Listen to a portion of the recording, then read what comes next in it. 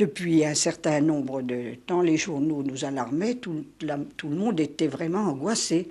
On espérait quand même que ça s'arrêterait, qu'il y aurait quelque chose qui se produirait, une entente entre les peuples, enfin on ne savait pas. Puis alors le drame de Sarajevo a mis le feu aux poudres. Ça m'a marqué quand même. Enfin nous l'avons appris par le tocsin. C'est vraiment troublant, c'est vraiment angoissant. Maman a couru chercher le livret militaire, elle a vu que papa partait le lendemain. Lui, il s'était déjà renseigné.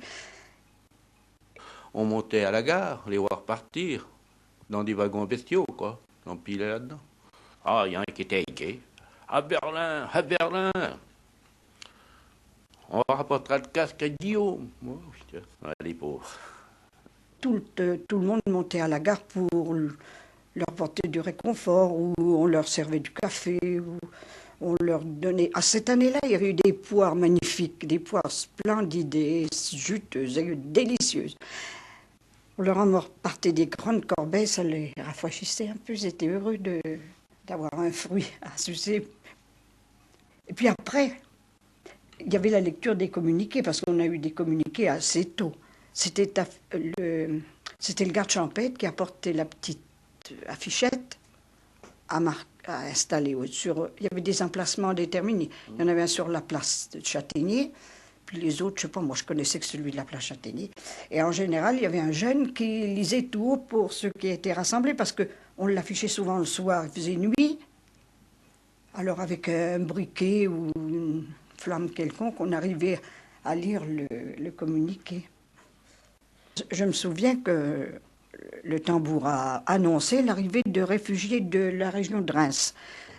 Alors, c'était au centre de la place de la mairie, là, devant la mairie. Moi, je sais que maman m'avait dit, je peux en recevoir 4.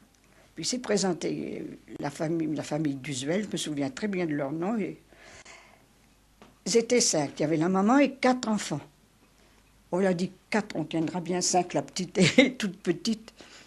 Alors, on lui a monté vite un petit lit d'enfant qui restait chez nous.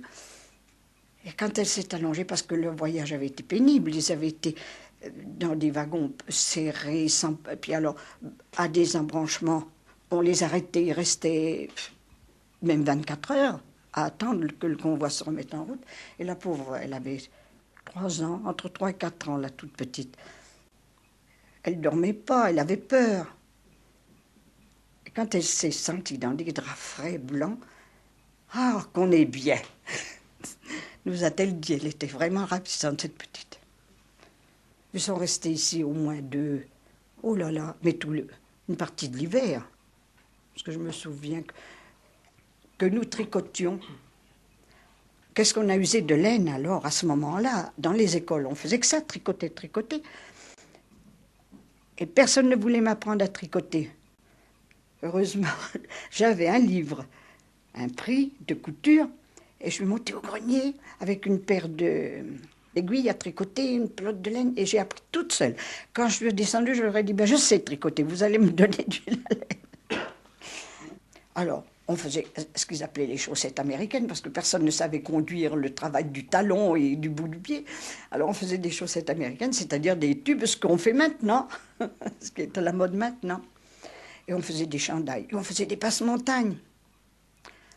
À la fin, on ne trouvait plus de laine. On a pris de la laine, pas d'écatie. Vous savez, de la laine, ça sentait le suin, le mouton, c'était avoir de la nausée.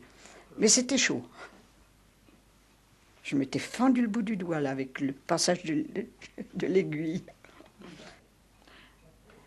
Vous savez, je soulève de la poussière, là, en ce moment. C'était bien enfoui, c'était bien loin, parce qu'il y a eu l'autre guerre.